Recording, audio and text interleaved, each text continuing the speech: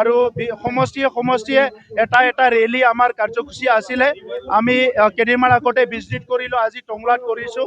তেনেকুৱা আমাৰ ৰেলীবিলাক বা বিভিন্ন কাৰ্যসূচী চলি আছে। আমাৰ যিখিনি বুথ আছে বুথ ইনচাৰ্জবিলাকৰ লগত বিভিন্ন সভাবিলাক চলি আছে আৰু 15টা সমষ্টিত প্ৰিপাৰেশ্যন ইতিমধ্যে হৈ গৈছে। আমি বিটিআৰৰ 15টা সমষ্টিত UPPLৰ বেনাৰত নিৰ্বাচন খেলিবলৈ ইতিমধ্যে সাজু হৈছোঁ।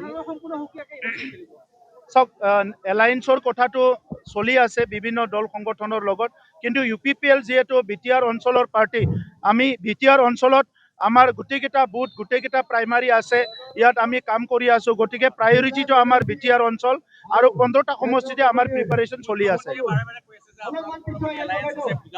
আলোচনা চলি আছে। ইয়াৰ কাৰণে হয়তো আৰু কেইদিনমান লাগিব। ইয়াৰ পিছত আপোনালোকে গম পাব আমি অকলে খেলিম না কাৰোবাৰ লগত লগ লাগি খেলিম।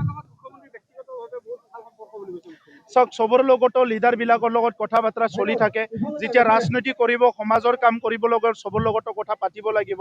আৰু মই যোৱা 5টা বছৰ যিহেতু কাউন্সিলত আছিলোঁ, NDA চৰকাৰ আছিলে, গতিকে মুখ্যমন্ত্ৰী গৃহমন্ত্ৰী চবৰ লগতো কথা পাতি থাকোঁ। আৰু সেই কথাটো অসমৰ স্বাৰ্থত, বড়োলেণ্ড অঞ্চলৰ 35 লাখ জনসাধাৰণৰ স্বাৰ্থতে আমি কথাবিলাক পাতি থাকোঁ।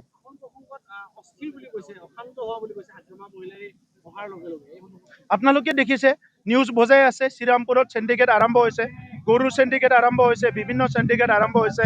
বড়োলেণ্ডত আকৌ আৰ্মি মাতিব লগা হৈছে, CRP মাতিব লগা হৈছে।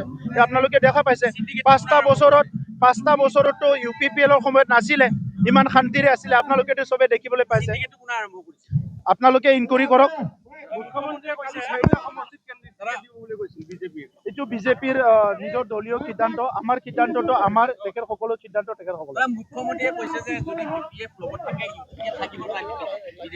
চাওক, আমি বিভিন্ন দলৰ লগত আলোচনা কৰি আছোঁ আৰু কেইদিনমান পিছত সিদ্ধান্ত ল'ম UPPL অকলে খেলিব না এলায়েন্সত খেলিব।